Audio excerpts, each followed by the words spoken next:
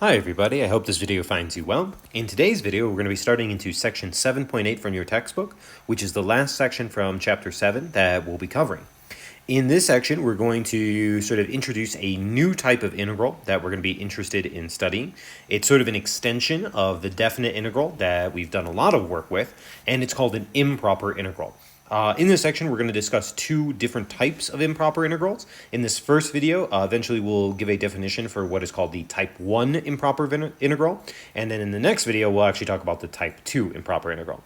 But before we get into the sort of details of this, I'd like to sort of do a couple sort of motivating examples to help us understand where these improper integrals come from, what is their sort of geometric interpretation, and why they're something that we're sort of interested in studying.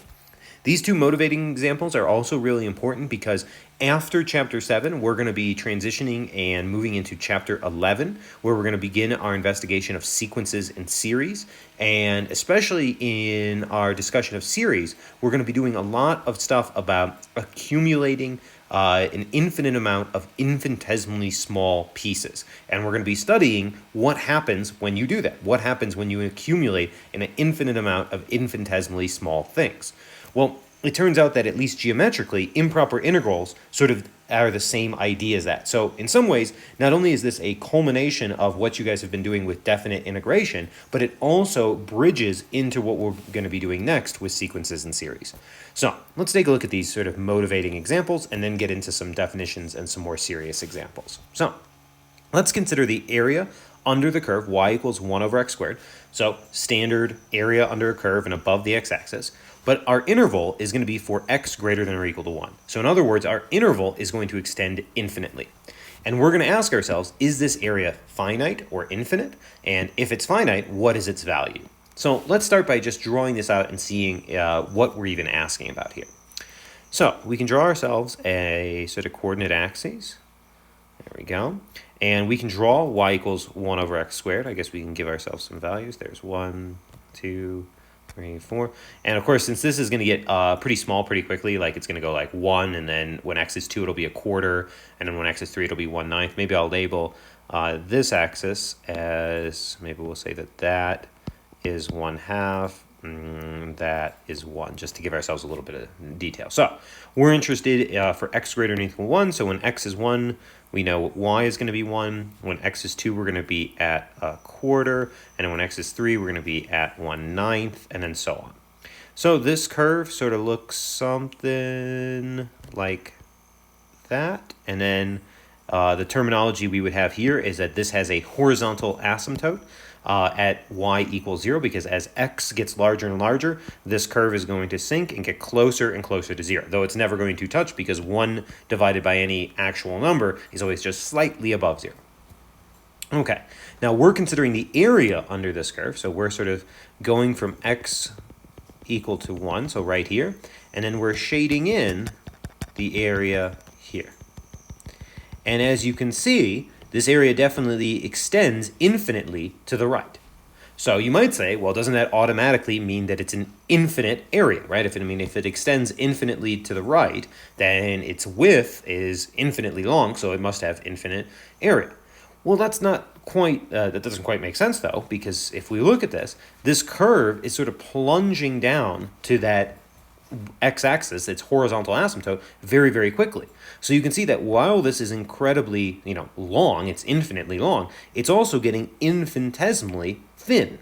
So you have something that is infinitely long, but infinitesimally thin. So we sort of have this balancing act between, does that turn out to be infinity? Does that turn out to be a finite value? That's why this is sort of a worthy question. Real quick, before we start to analyze how we're going to sort of do this, is what if we had given ourselves like y equals x squared as a curve? Well, then if we were interested from like x greater than or equal to 1, we'd be up here and we'd be going this way. Now notice that that wouldn't even be an interesting question. We would know that the area under the curve, if it went like this way, is definitely going to be infinite, because not only is it infinitely long, but since the curve would be going up, it would also be getting infinitely wide, infinitely tall, if you want, and that means that the area would definitely be infinite. So notice that this type of question is sort of really based around this idea that we have some curve that's sort of plunging down to that x-axis so that we actually have an interesting balance, that balance between it being infinitely long but infinitesimally thin in there. So how are we going to analyze this? Well, the sort of trick is that we're going to do this not all at once, but sort of piece by piece. What we're going to do is we're going to sort of define a sort of dummy variable, and we're going to let that dummy variable move down this way, and we're going to figure out the area as that happens. So what we're going to do is we're going to sort of define a value t, and what we're going to look at is we're going to look at the area from 1 to t. So we're going to be only looking at this sort of piece. And then we're going to let that t slide down and keep increasing. And we're going to analyze what happens there. So if we look at that, what we would be saying is that this area between 1 and t, that would be very easy to write. That red area would simply be the definite integral from 1 to t of our function, which would be 1 over x squared dx. Now, of course, right, that's not what's happening overall. That's just for some t value. My t value looks to be about x equals 3, which of course is nowhere near infinity. But what we can then do is we can treat this as t moves towards infinity. Now, when you say something like as a variable moves towards infinity, what you're saying is a limit. So we can view the blue area as actually equal to the limit as t goes to infinity of this integral from 1 to t of 1 over x squared dx. So this is a really sort of unique idea. What we're basically saying is that the way to analyze this sort of possibly infinite area, or at least infinitely long area, is that we have to view it as the limit of a definite integral. And when we get to our formal definition of an improper integral of type 1, we're going to see that it's exactly defined like this. It's a limit of an integral. Okay, so how do we actually analyze this? Well, we're just going to work from the inside and then work our way out. So we're going to perform this definite integral, we're going to plug in these bounds, and then we're going to apply this limit. So this would be the limit as t goes to infinity, and we can go ahead and do our antiderivative.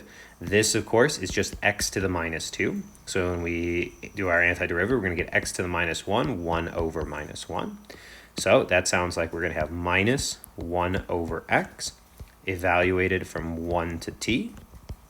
Then we can plug that stuff in, and we have a limit as t goes to infinity.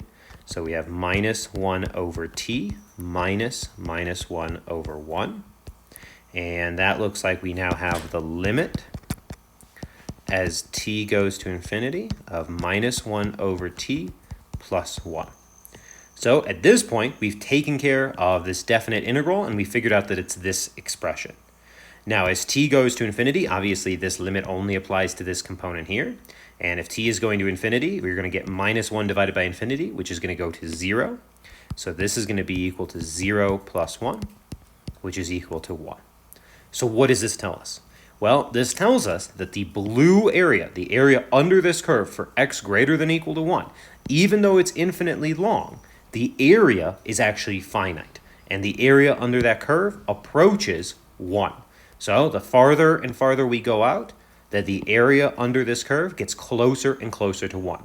If we were to go out infinitely far, letting t go to infinity, then we would get infinitely close to an area of 1 here.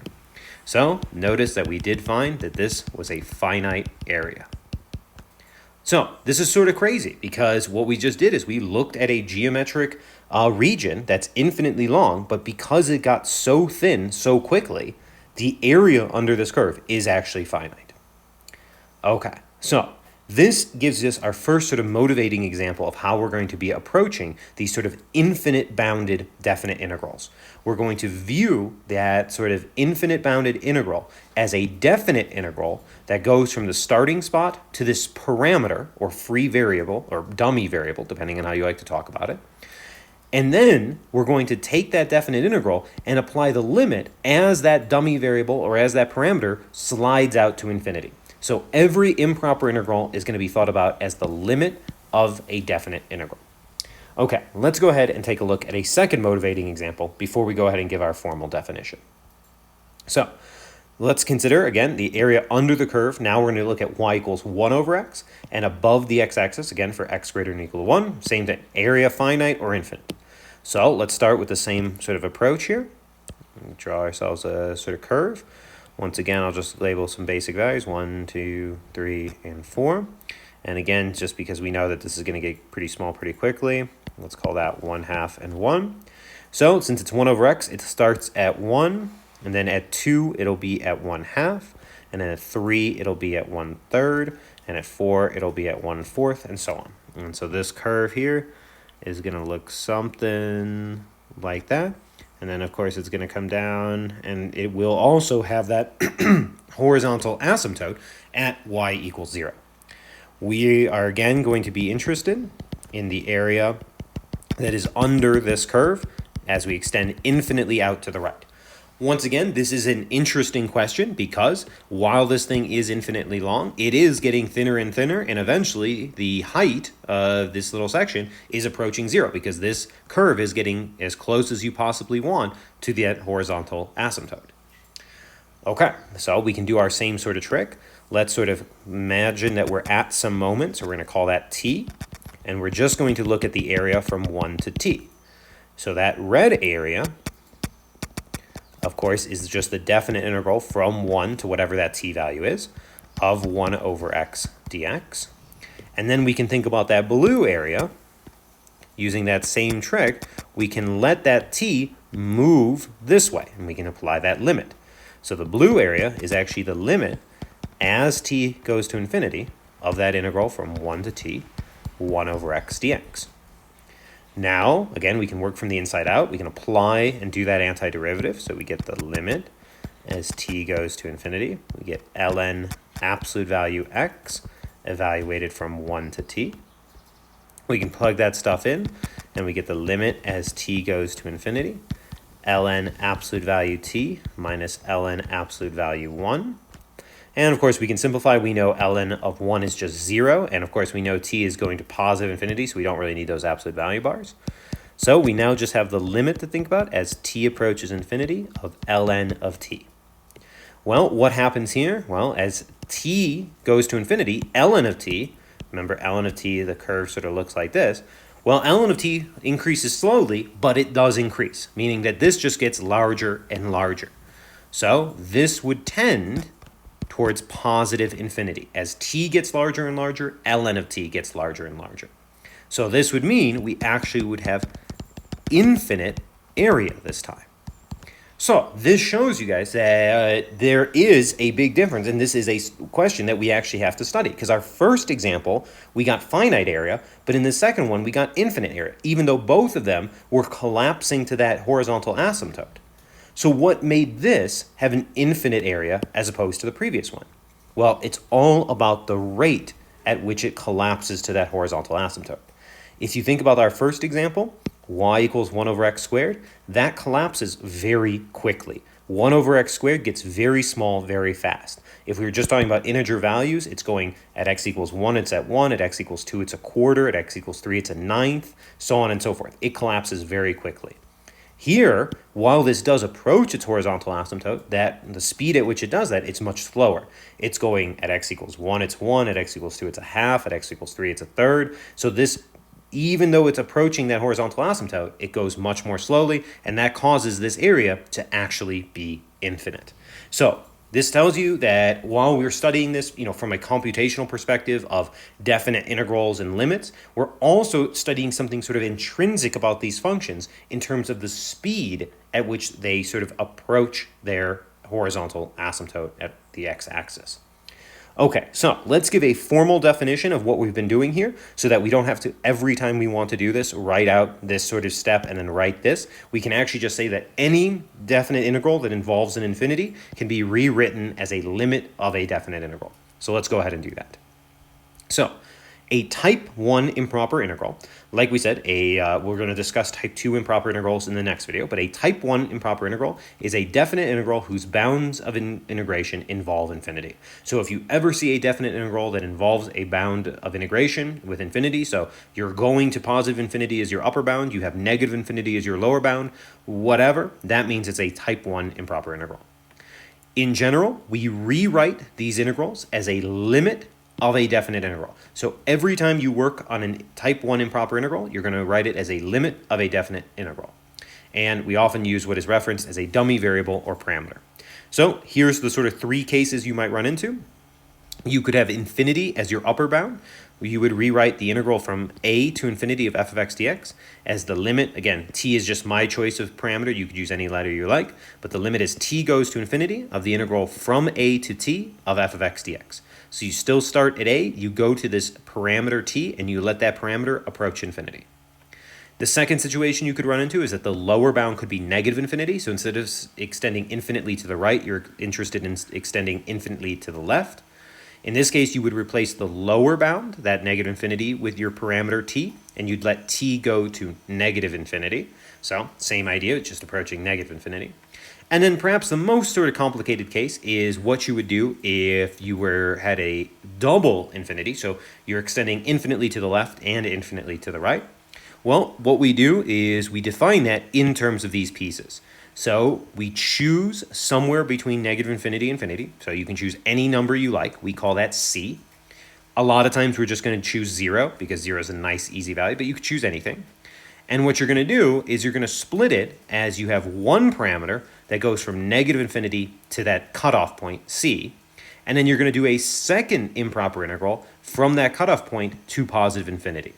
You'll notice that in my notation, I use two different parameters because each of these is a separate limit of a definite integral. So on this one, I'm using the parameter t that's approaching negative infinity. That takes care of the stuff that extends infinitely to the left.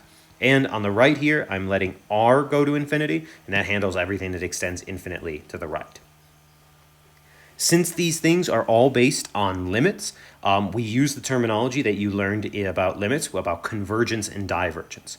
So if these limits converge to a finite value, then we say the corresponding improper integral converges to that value.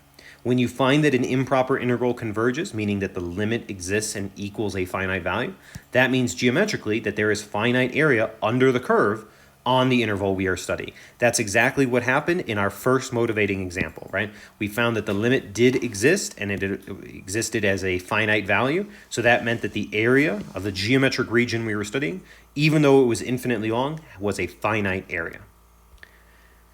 If the limit diverges, now careful when you say a limit diverges, there's actually several ways a limit can diverge. A limit can diverge either by not existing, meaning that the limit just simply does not exist, or by approaching positive or negative infinity. We lump these two together. We don't care if it's because it doesn't exist or if it approaches positive or negative infinity.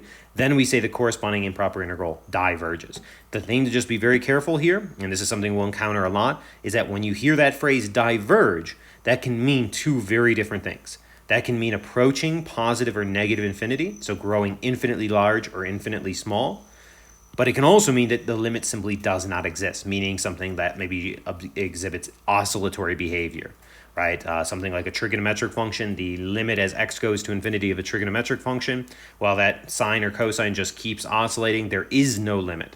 So just make sure you remember diverge could mean does not exist or could mean approaching an infinite value.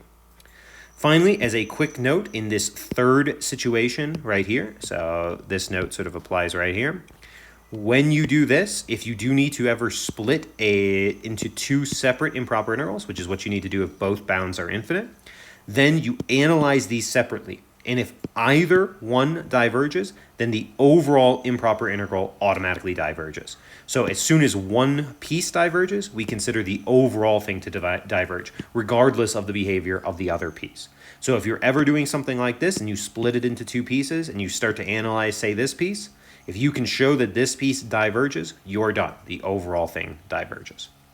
Okay, so there's sort of our actual general definition for how to deal with these type 1 improper integrals. The key idea is we're going to always rewrite them as a limit of a definite integral. So let's get into looking at some examples then here. So for each of the sort of following examples, we're going to determine if the following improper integral converges or diverges.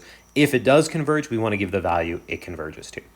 So the first one here, we have the integral from the square root of 3 to infinity of 1 over 1 plus x squared dx. Now we can immediately tell it's improper because we have that infinity there.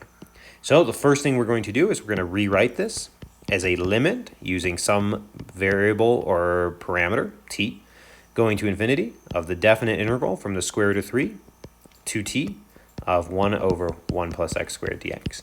The first step of any improper integral is going to be rewriting it as a limit. Got to always remember that's going to be our first step. Then, once you've rewritten it like this, you're going to focus on finding the antiderivative, plugging in these bounds, and then at the end, applying the limit. So, in this case, let's go ahead and proceed from there. This is a pretty easy one to take the antiderivative of because it is just, the antiderivative is just arctangent. So we get the limit as t goes to infinity. We get arctangent of x evaluated from the square root of 3 to t. Let's plug in those bounds. We get the limit as t goes to infinity of arctangent of t minus arctan of root 3. Okay, at this point, we have this expression. We just have the limit to do. So we just have to apply this limit to this expression. Clearly, there is no t here, so this limit is simply going to apply to this. So we want to know what happens to arctangent of t as t goes to infinity. Well, we can maybe remember what arctangent looks like as a function. Remember, arctangent sort of looks like that, and it has these two horizontal asymptotes. So as t is going to infinity, we're sort of following along here, and this asymptote here is at pi over 2. So we know the limit as t goes to infinity of arctangent of t is actually pi over 2. So we get this as pi over 2 minus arctan of root 3. Can we go a little bit further? Sure. We can think of what arctangent of root 3 actually is. That is one we actually can know because we have to basically think what angle gives us a tangent of root 3. Well, a tangent of root 3 would happen when sine is root 3 over 2 and cosine is 1/2. That happens when we're at pi over 3. So we know that this is actually pi over 2 minus pi over 3. And I guess if we make common denominators, it's pi over 6. Do we really care that we can take it all the way to pi over 6? Nah, probably this is good enough because what this shows us is that we've applied the limit and the limit does exist and it is a finite value. So we know that this converges. So in other words, what we've just found is that if we drew out a graph of 1 over 1 plus x squared, which would look pretty similar to 1 over x squared, and we drew it from root 3 to infinity, well, we would be drawing an area, a region, that would have a finite area equivalent to pi over 6. And the really important thing is that this improper integral converges. Okay, let's go ahead and take a look at another one. So for the next one, we're going to determine if this improper integral converges or diverges, same question. But we're now going to be going from negative infinity to negative 3. So the negative infinity is the thing that's going to make this improper. And we have 6 over 3x plus 1 to the 1/3 dx. So let's go ahead and start by rewriting this. So we're going to have the limit as our parameter t goes to negative infinity. And we're going to have the integral from t up to negative 3 of 6 over 3x plus 1 to the 1/3 dx. Now, we got to think about a way to come up with the antiderivative of this. This one is not too bad if we recognize that we can sort of rewrite this a little bit as the limit as t approaches negative infinity from t up to negative 3. 6 times 3x plus 1 to the negative 1/3 dx. Now, if you want, hopefully you guys are getting sort of used to the idea of using linear substitution and doing a linear substitution in your head, so letting u equals 3x plus 1. If that is a little bit challenging, we can just write out the u substitution. So it's been a little while since we wrote out a u substitution, so let's just go ahead and do that. We can let u equals 3x plus 1. Du then is going to be 3 dx. So we're going to get a factor of 1/3 when we actually plug in our dx is 1/3 du. Now, since this is a definite integral, we should go ahead and change the bounds. The original bounds are negative 3 and t. The new u bound, so we don't have to undo the substitution, is we plug in negative 3 into here. That's negative 9 plus 1, so that's negative 8. And then we plug in t into here, and we get 3t plus 1. So we now have the limit as t goes to negative infinity the integral. Bottom bound is now 3t plus 1. Top bound is now negative 8. We get this factor of 1/3 that's going to cancel with the 6, so we have a 2, and then we have u to the minus 1/3 du. Okay, now we should be able to just use power rule here. So we have the limit as t goes to negative infinity. This new exponent, negative 1/3 plus 1, is going to be 2/3, and then we're going to get a factor of 3/2 in the front. So it looks like we'd get 3 halves times 2, so that's going to be 3 u to the 2/3, evaluated from 3t plus 1 to minus 8. Okay. Now we can go ahead and plug that in. So we get the limit as t goes to negative infinity. We have 3 times negative 8 to the 2/3 minus 3 times 3t plus 1 to the 2/3. Okay, notice I did not have to undo my substitution because I took the time to change my bounds, and since it's a definite integral, I can just plug in those new bounds there. If you want, you could simplify this. I guess negative 8 to the 2/3, negative 8 to the 1/3 is negative 2, and then squaring it is 4. It's not really relevant because that's not what the limit is going to apply to, but just for fun, we can do it. So this is going to come out as 4. 4 times 3, that's going to be 12. So we get 12 minus 3 times 3t plus 1 to the 2/3. Now we want to analyze, as t goes to negative infinity, what happens in here? Well, as t goes to negative infinity, there is no doubt that 3t plus 1 is going to go to negative infinity. You're multiplying by 3 and adding 1. That's going to go to negative infinity. And then raising that to the 2/3, well, to the 1/3, it would still remain negative infinity, but when you square it, it's going to go to infinity. So this term here is going to approach infinity. This whole thing, even, of course, multiplying by 3 is not going to change anything. So this whole thing is going to approach positive infinity. Well, since we have 12 minus that, that means the overall integral is going to approach negative infinity. Now you'll notice that I switch here and I don't use an equals because it's not equal to negative infinity. You can't equal negative infinity, but you can tend towards negative infinity. For us though, what really matters is that that's not a finite value. So we would say that this diverges. So this is an example now of a divergent improper integral because the limit is actually approaching negative infinity here, which means that the area under this curve is non-finite. So we would say that the improper integral diverges. Okay, let's go ahead and take a look at another one. So we're going to try to determine if this one converges or diverges. So very similar again here. Main thing to sort of recognize is that we always take that same first step. We got to rewrite this as a limit.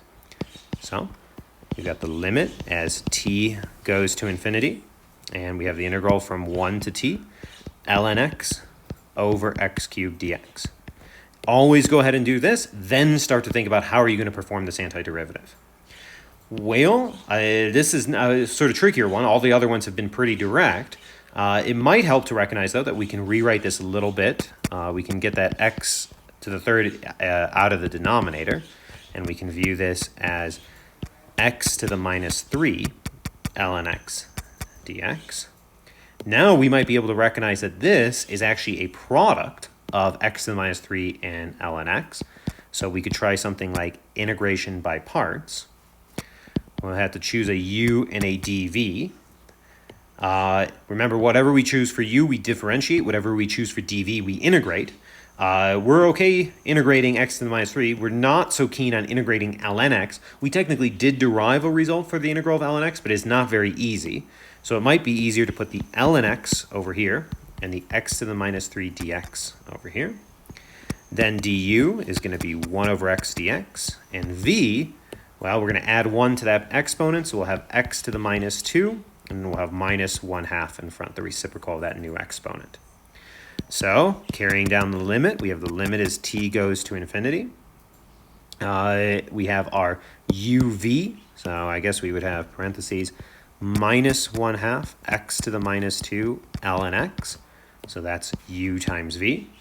And then minus the integral of v du, so minus 1/2 x to the minus 2, 1 over x dx. And then all of that is being evaluated from 1 to t. Okay, so when we put this evaluation bar here, this evaluation bar applies to this and to this. I always recommend finishing your integral before plugging in here rather than plugging in here, then finishing this integral, and then plugging into that as well. That just gets messy. So let's go ahead and continue. We've got the limit as t goes to infinity, negative 1/2 x to the minus 2 ln x. Looks like this is then plus 1/2. And since we have x to the minus 2 and 1 over x, we can just view that as x to the minus 3 dx. And all of this is evaluated from 1 to t. All right, now that's just another easy power rule. So we have limit t going to infinity, minus 1/2 x to the minus 2 ln x. This is going to go up to negative 2 again, divide by that negative 2, so we get minus 1/4 x to the minus 2, evaluated from 1 to t. Okay, now we are ready to plug in our t and our 1 here. So we get the limit as t goes to infinity. Let's plug in the t, so minus 1/2 t to the minus 2 ln t minus 1/4 t to the minus 2. Put a set of parentheses around that and then subtract what happens when you plug in the 1. So you get minus 1/2 1 to the minus 2 ln of 1 minus 1/4 1 to the minus 2. All right, in a moment, we will go ahead and actually apply the limit, but we can clean it up just a little bit. We really have the limit as t goes to positive infinity. I guess we could rewrite this if we wanted to as negative ln of t over 2t squared minus 1 over 4t squared. And then if we go ahead and simplify this, ln of 1 just drops out, so this is gone. And here, 1 to the negative 2 is just 1, and minus 1/4, so we get plus 1/4. So it does clean up pretty nicely. Now we need to apply this limit here. So let's grab this, and we'll do this on the next sort of page here. So let's grab this guy. Okay, let's give ourselves one more sort of page to sort of work on here. All right, so we need to now analyze this limit. So some of this is very easy, right? If you needed to, sort of pick one to do as a group project, I would vote for applying the limit to this because, of course, the limit as t goes to infinity of 1/4 is just 1/4. This one is also very easy. The limit as t goes to infinity of negative 1 over 4t squared. This is a constant. This goes to infinity. So this term here, we know that this is just going to approach 0. This piece, though, is a bit trickier because here, the limit as t goes to infinity, ln of t, well, we just talked about that a couple examples ago, ln of infinity approaches infinity. So the numerator here is going to negative infinity, and the denominator, well, infinity squared is going to be infinity times 2 more infinity, so negative infinity over infinity. This is an indeterminate form. So we're going to need to go pull this piece off and work on this separately. So let's go ahead and see what happens. Limit as t goes to infinity, negative ln of t over 2t squared. Like we said, this is approaching negative infinity over infinity, which is an indeterminate form, meaning you cannot just analyze what happens to the limit in its current form. Luckily, this is a nice, easy indeterminate form. This is exactly the indeterminate form you applied L'Hopital to. So we'll go ahead and we'll apply L'Hopital, which means we take the derivative of the top and bottom separately. So we have the limit as t approaches infinity, negative 1 over t, and in the denominator we have 4t. And of course we could rewrite that as equal to the limit as t goes to infinity, minus 1 over 4t squared. And now there can be no doubt that this is going to equal 0. So we know that this component goes to 0, we know this component goes to 0, and we're just going to be left with 1/4. So our overall limit is 1/4, which means that this is an example of a convergent improper integral. In other words, if we go back to where we started from, if you were to graph ln x over x cubed, so if you want, you can grab a graphing software and graph ln x over x cubed from 1 to infinity. If you look at the area under that curve but above the x-axis from 1 to infinity, you will see that it is a finite area, and that finite area approaches, the further and further we go out, the value of 1/4. So why did we go through this example? Well, two major things from this. One is inside of evaluating any improper integral is going to be just performing a standard antiderivative. So that means your antiderivative techniques that we talked about in section 7.1 through 7.4 are fair game here. In this case, we had to use integration by parts. So just keep in mind, every improper integral is going to have a first half that is just simply performing an integration. So I've got to make sure you're still comfortable with the techniques here. The second reason that this example is important is because once we got to analyzing the limit, we actually had a limit that we couldn't just directly evaluate. All the other limits so far, we've basically just been able to look at and sort of know what happens. But in this case, we had an indeterminate form. We had an infinity over infinity. So we had to apply L'Hopital's rule, and that allowed us then to come up with the conclusion of what happened with that limit. So just got to keep in mind, every improper integral is simultaneously an integral problem and a limit problem, meaning all the stuff that you know about integrals might show up and all the stuff you know about limits might show up here. Okay, let's look at just a couple last examples about what to do when we have those double infinities in our bounds of integration. So we're going to again try to determine if this improper integral converges or diverges. If it converges, we want to give the value it converges to. This is one of those double improper integrals because we've got negative infinity to infinity. So the first thing you're going to do is you're going to split this at any value you like. I would just recommend splitting at 0 because it's nice and easy, but you could theoretically do it anywhere you like. But we're going to view this as now negative infinity to 0, x e to the negative x squared dx. And then we're going to start up from 0 to infinity, x e to the negative x squared dx. So that's going to be our first step. Now each of these are just our standard type 1 improper integral. So we can view this as the limit as t goes to negative infinity, t to 0, x e to the negative x squared dx. And then the limit, choose a different parameter, say r going to infinity, 0 to r, x e to the negative x squared dx. Okay, so we break this into two pieces. You can choose any value you like. 0 is probably easiest, but you could do negative infinity to 1 and then 1 to infinity is going to be the same thing.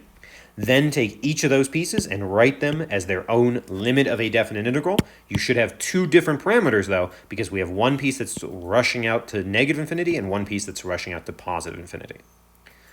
Okay, now in terms of analyzing this, you should just pick one of these, work on that, and see what happens. So we're gonna not try to do these simultaneously. Let's just pick one and work on that. So let's go ahead. We'll leave ourselves some space in case we have to come back and actually add the values that we get. But let's go ahead and we don't need to do that. We can just come back and rewrite it. So let's start with one of these. Doesn't matter which one. Just to make things easier, I'll start with the one with positive infinity since I think people usually prefer that. So we have the limit as r goes to infinity, integral 0 to r, x e to the negative x squared dx. We might be tempted to say, hey, this is a product, so maybe we should try to do integration by parts.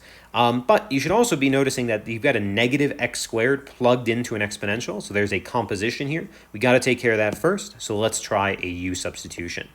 Notice also that substituting for negative x squared is going to be nice because its derivative, at least a multiple of its derivative, is sitting right there. So let's try to do that. Let's do u equals negative x squared.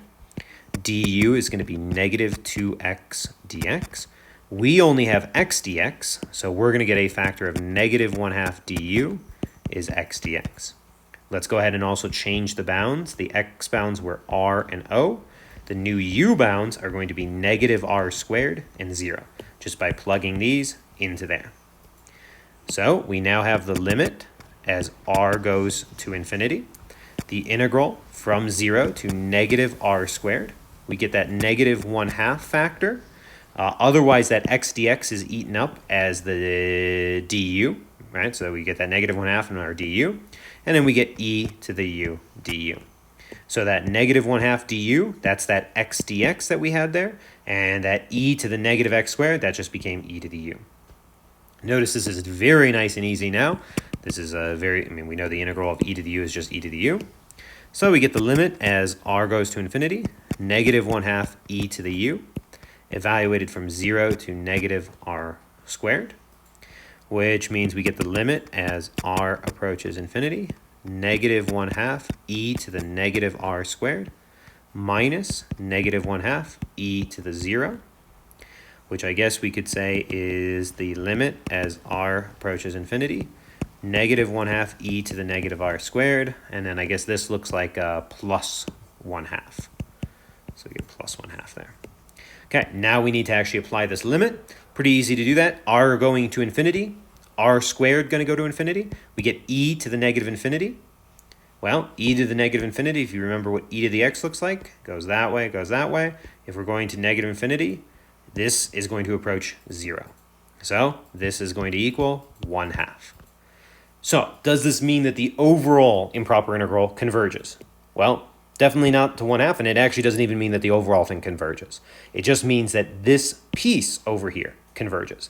Now we need to go analyze the second piece. So what we want to make a note of is, since this converged, now consider other piece. So now we need to consider the other piece.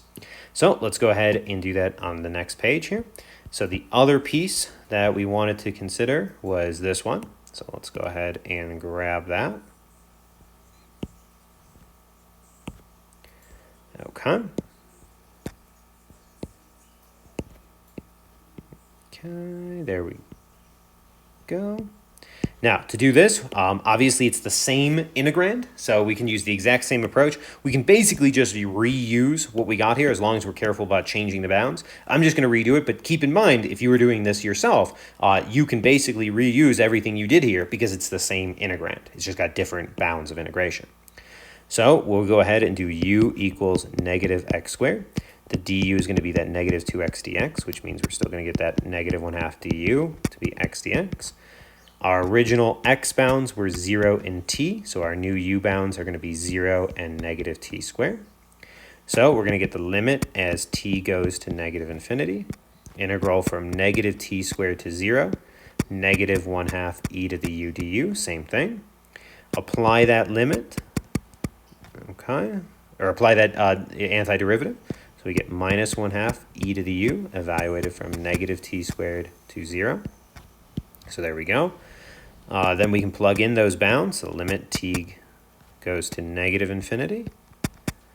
And then in here, we're going to have negative 1/2 e to the 0 minus negative 1/2 e to the negative t squared. Okay, we can simplify this a little bit. So it looks like we get the limit as t approaches negative infinity. Here we get negative 1/2. And on this part here, we can simplify that as plus 1/2 e to the negative t squared. Once again, t going to negative infinity. Here you're squaring it, so that's going to go to positive infinity now. So the overall exponent is still going to go to negative infinity. E to the negative infinity tends to 0. So this whole term is going to go to 0, and this is going to equal negative 1/2. So this piece converges. So what that tells us is our overall integral, negative infinity to infinity, of x e to the negative x squared dx, well, it is equal to the sum of these two pieces. This one which went to negative 1/2, this one which went to positive 1/2. So this is going to be equal to negative 1/2 plus 1/2, which is equal to 0. And we say that it converges. So very interesting here. We're saying that the area that is under this curve from negative infinity to infinity is actually equal to 0.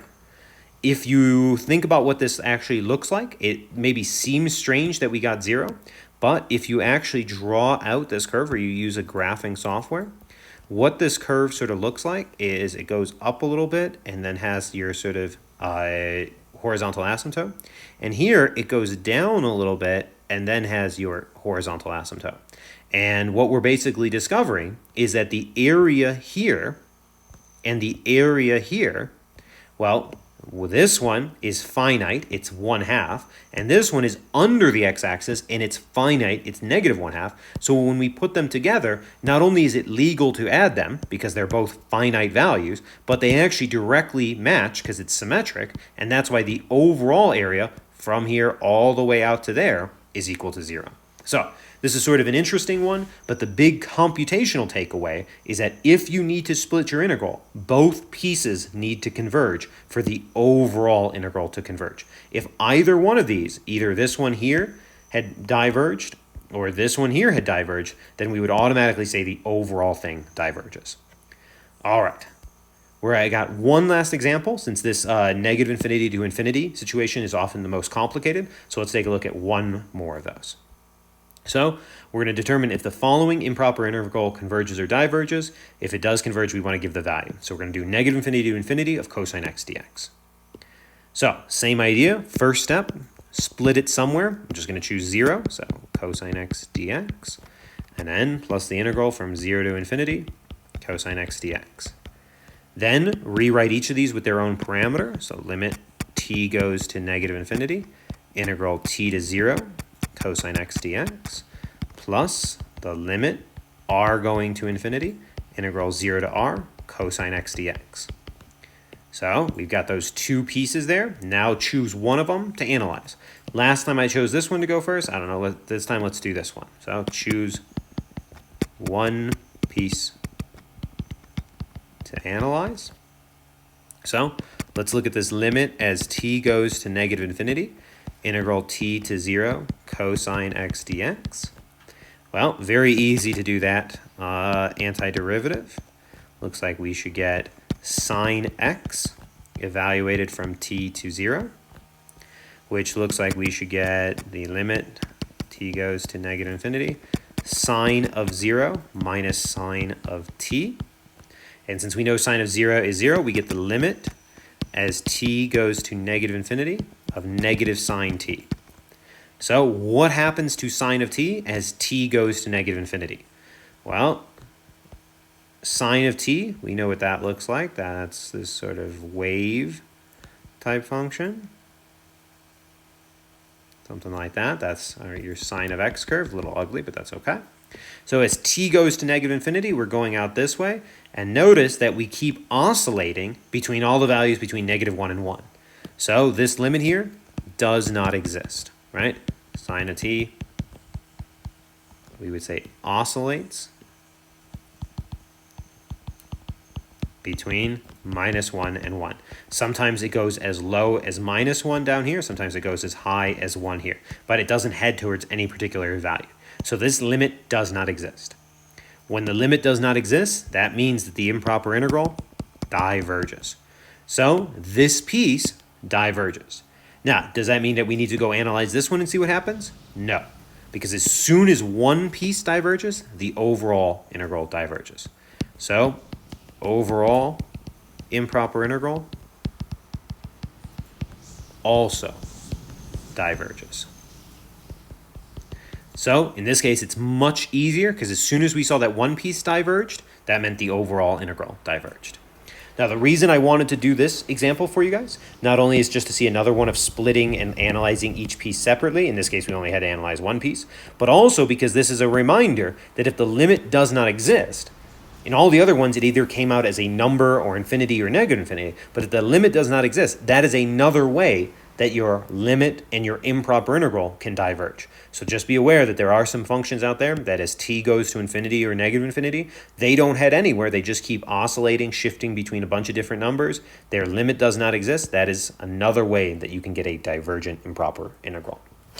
All right, so this wraps up our initial discussion of type 1 improper integrals. In the next video, we'll have a brief discussion of type 2 improper integrals.